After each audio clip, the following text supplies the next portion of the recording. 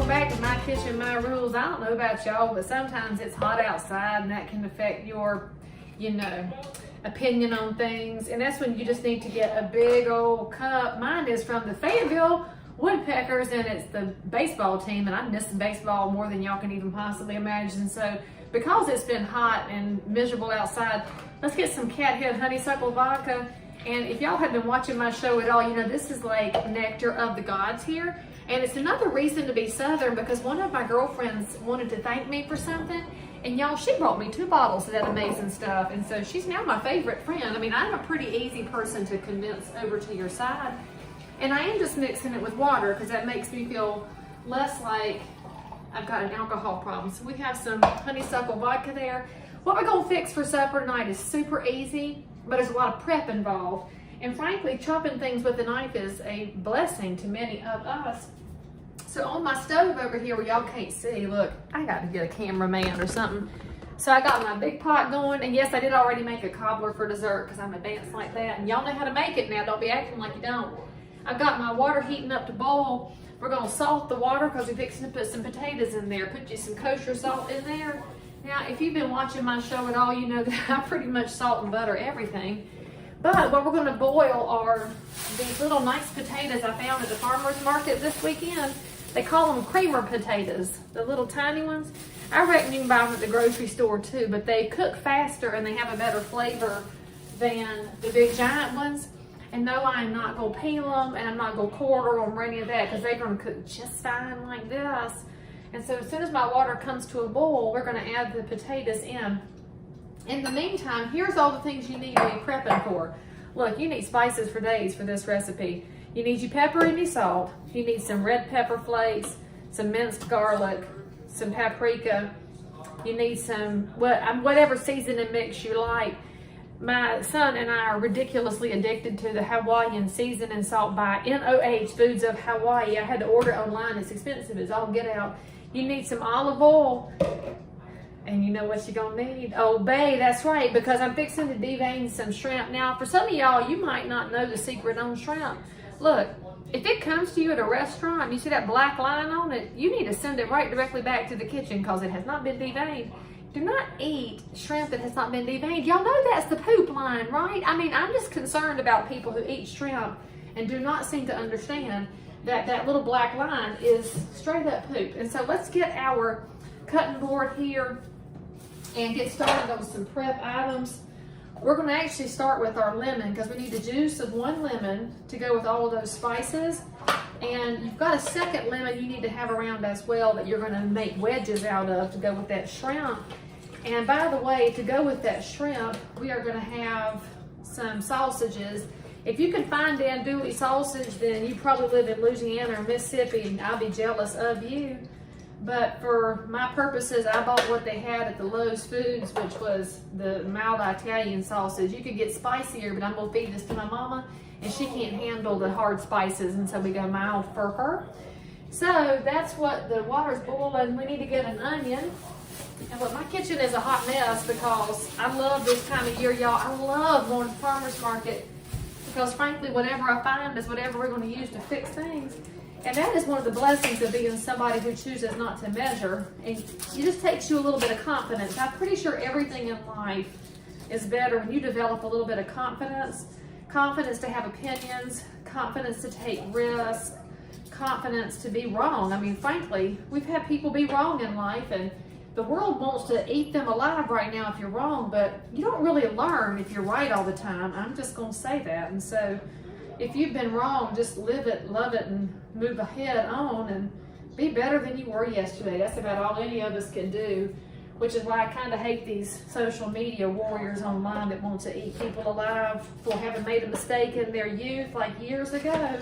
I mean, for heaven's sakes, I think most of y'all like me, y'all are glad there were not digital cameras back in the day when we were in high school and college. Of course, I was such a goody two-shoes in high school that there's nothing anybody could have found out about me. But when I went off to college, it was like I discovered the world. But you know, our young people now have everything memorialized forever, and that's just not reasonable, friends. But anyway, I'm memorializing my supper this evening like y'all are interested in it. We're just cutting up a white onion. You don't have to make big cuts. You don't have to make small cuts. You have the freedom on this recipe to cut it how you wish. I'm going for the medium-sized cuts so that the children will eat it because they don't like giant chunks of onion, but I don't want it to be so small that I can't look at it on the sheet pan. You know what I mean? You like to see where your onion's at so you can make choices, you see. All right, so we've rough cut that onion. We've juiced our lemon. Still waiting that water to boil. It's slow.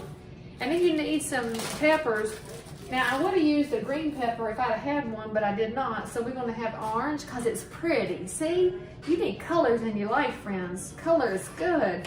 So we're gonna slice up the orange bell, and then we're gonna slice up a red bell and a yellow bell because that's what I had. And frankly, life is boring when you don't have color in it. So get some color in it. Think about how big Technicolor was when it came out. Do y'all know the first movie that had Technicolor? You should, right? That was The Wizard of Oz. It was like, apparently I heard, I wasn't there at the time, although I don't act like I'm older than I am. But people were amazed by it, just amazed. So let's cut our pepper up here. Now, if you're nervous about red bell and yellow bell and orange and you don't know what the flavor is, they're not a whole lot different from each other. That's a secret sauce of peppers. But let's get the seeds out of the middle and this little white rind spine thing that's in it. Don't really know the purpose of that. Again, you're not doing a fine dice here. You're just doing a rough cut. Because frankly, you would like to taste this when you get it off that sheet pan. It'll hold its shape better in the oven. And then while we're doing that, oops, I dropped a piece on the floor. There we go. I won't eat that one just because I know that makes some of y'all nervous that I pick things up off the floor. Like y'all don't do it in your own house. Okay. I'm sure you're perfect. It's good. I don't need to be. That would be so boring. Holy smokes. So I don't know what else y'all did today, but we fixed homemade ice cream earlier. We're going to have that for dessert with this cobbler. And now you're thinking, Leigh Brown, I want to come to your house. And you're welcome to come ahead on sometime as long as you give us fair warning because, you should always warn somebody when you're going to show up on them. Which is kind of funny. I say that as a realtor where we tell people to go knock on doors and surprise people, but generally it's during daylight hours. It shouldn't be that scary. All right, there's 2 of my peppers, and let's cut the third one. Water's still not boiling. I feel like I had ought to stare at it because they say a watched pot never boils. I'm beginning to think it's an unwatched pot that does not boil. And I'm trying to get this where y'all can watch me cut because I've heard y'all are interested in that, although I don't understand it because you probably have a knife in your house. And you probably know how to cut things. And if you don't, then I don't know why you're watching this if you don't cook. Although maybe you're just watching this because you feel like it's going to inspire you. I did talk to one of my past real estate clients and she said cooking is not her forte. But by watching my channel, she had gotten some ideas. And that made my heart glad because I try to just share the easy things in life. Not everything has to be all Martha Stewart and what was that woman's name? Julia Child. Y'all remember watching her with her French accent? My daughter got introduced to her here recently because we were watching Mrs. Doubtfire, and I had forgotten that there was a cameo by Julia Child in that. Y'all remember that little scene? And she was also in The Money Pit. I made my children watch that too because we have had some more time over here during the stay-at-home orders. And if you remember that scene in The Money Pit where Tom Hanks and Shelley Long were trying to fix up that house, and the TV had Julia Child on it in the kitchen and it caught fire. It's hilarious to me, but it wasn't as hilarious to my children. They did not find it to be as amusing, but it's all right. But if you are a young person who does not understand why realtors talk about the old times, go back and watch The Money Pit. Y'all, that realtor in it has an MLS book. I don't know if y'all remember that. I remember the MLS book because it was on its way out as I was coming into real estate. And I kind of miss it. I loved controlling information because I like being in control of things. All right, so look, how pretty is that? I mean, for real. See, when you chop up the onion and 3 peppers, you've got a beautiful set of colors there, which means it's going to taste real good. And now, while I wait for that ever-loving pot to boil, I'm going to cut my lemon into wedges. I cut the ends off just because I can. I think that goes back to my bartending days because I did not like to leave a little pointy end on my wedges. And by the way, friends, when you're eating out in a restaurant, don't ask for the lemon for your coffee or tea or water because it gets handled a whole lot in the back of the house. And I would never ask for lemon from a restaurant. Look, I'm just telling y'all that as a friend because you should know things. And you should also think carefully about sending your food back in a restaurant unless you've been super kind to your wait staff or it's an obvious mistake. If it's just you being particular, friend, you need to just suck it up because we expect that of you. Okay, so now, while I'm waiting on that to get caught up, let us make our seasoning mix. So we're gonna get our nice little glass bowl here. Move my camera. Y'all don't need to look at that pot that ain't boiling yet. Okay, so we need about 3 tablespoons of olive oil. So 1, 2, 3-ish, since I'm an ish person there. All right, now we need some paprika. We're gonna need enough to look at, which I think in the real world would be about a teaspoon or a little bit less than a teaspoon. And if you wanna know how I'm measuring it, I like how it looks. See, look how pretty it is. It made a skin on top of my oil. Okay, now we are gonna add in some Old Bay. I'm gonna open up the spoon side. You need about 3 tablespoons worth of Old Bay. And I can't open that with my hand, so let's wedge it open with a knife. All right. I'm pretty sure that my son would eat this straight if I would let him, because we love some Old Bay seasoning. And in fact, if you are on Twitter at all, you need to follow Jimmy's Seafood up in Maryland. Obviously, they sell a lot of crab, and they're freaking hilarious. I love them. But every time I see Old Bay, I think of Jimmy's Seafood in Maryland. It makes me want to go up there. And then let's add some red pepper flakes, and we'll do a few shakes of them.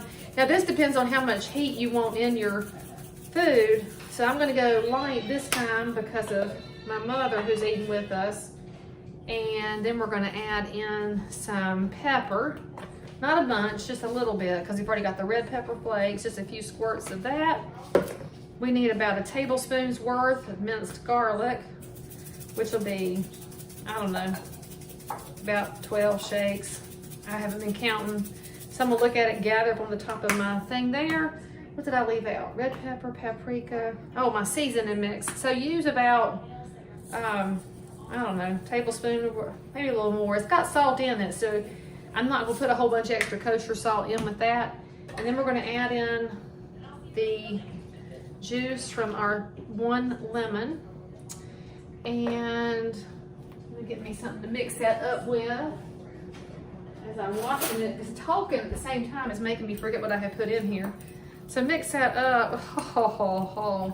I think you could put this on a salad and it would make a salad taste less like rabbit food and more like desirable things. So let's mix that up. And let's just set that to the side. The water's just about to boil. As soon as it boils, we're gonna throw in a pound of those little tiny potatoes. And then we're gonna add in some corn. So I got some corn at the farmer's market, and it ain't from North Carolina. Ours isn't ready yet. But some of those people come up from Georgia and South Carolina, which is why I like the big regional farmer's market. And so I took 4 ears and I have halved them. They've already been husked and sealed, so they're ready to roll. So after our potatoes boil a little bit, we're gonna throw in the corn with it. And so I'll just circle back with y'all in just a minute. We've already made our seasoning. We got our vegetables chopped. And then maybe I'll show y'all how to devein a shrimp if you're not familiar with that. So hang tight, and I'll pretend there's a commercial break here in case Cathead Vodka or Old Bay want to sponsor me. Now would be a good time for me to have a sponsor, just saying. It's a wonderful opportunity.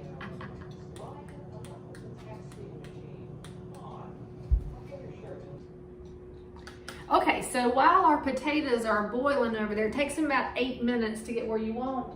Set your oven to 425, not 350, right? I know that it's hard for y'all to get your mind around that. While that's going on, let's slice open just slice your sausage here and make it into little discs. Boy, it's getting around that casing a little bit. Yeah, because good sausage has a casing. Let me change knives. See if that'll work. Oh yeah, I'll go with serrated here to get through that casing. I would normally have bought, nieces to use, but for this recipe, I like the sausage that's in the shape such as this. All right, so we're gonna use about a pound of sausage here.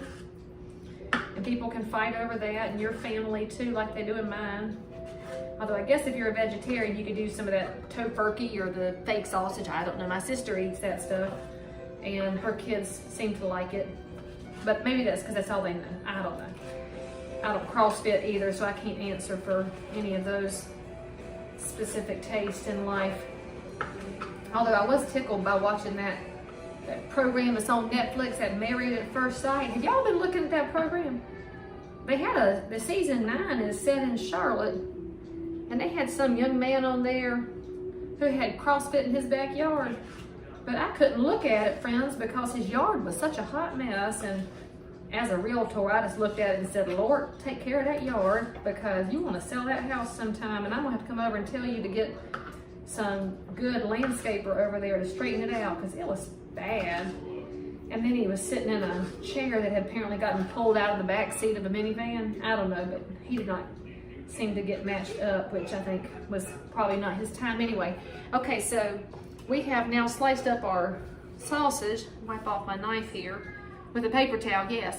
So let me show y'all how to devein shrimp. This is an important task to have. Move my coffee mug out of the way. And so I use a separate cutting board for my my seafood here, because I've got my other stuff over here. And you really don't want to mix your meats with your veggies, but actually after your veggies, no big deal. So I'm going to peel the shrimp just because that way nobody has to do it at the kitchen table and make a giant mess.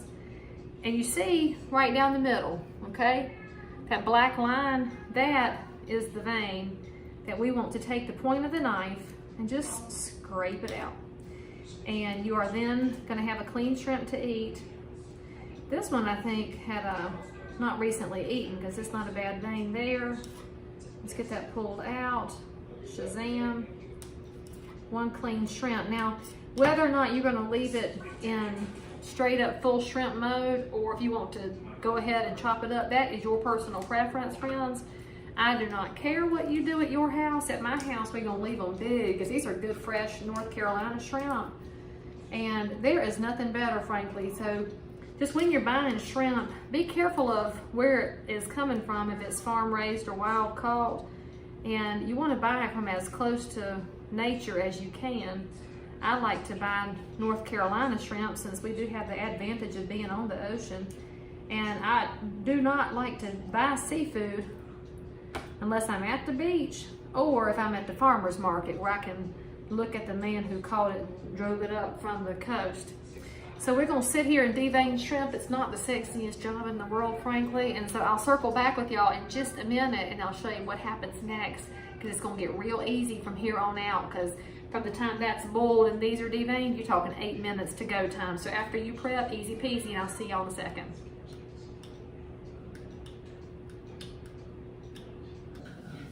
Okay, so now we've got our potatoes tender, and the corn's been cooking with them for 5 or 6 minutes or so.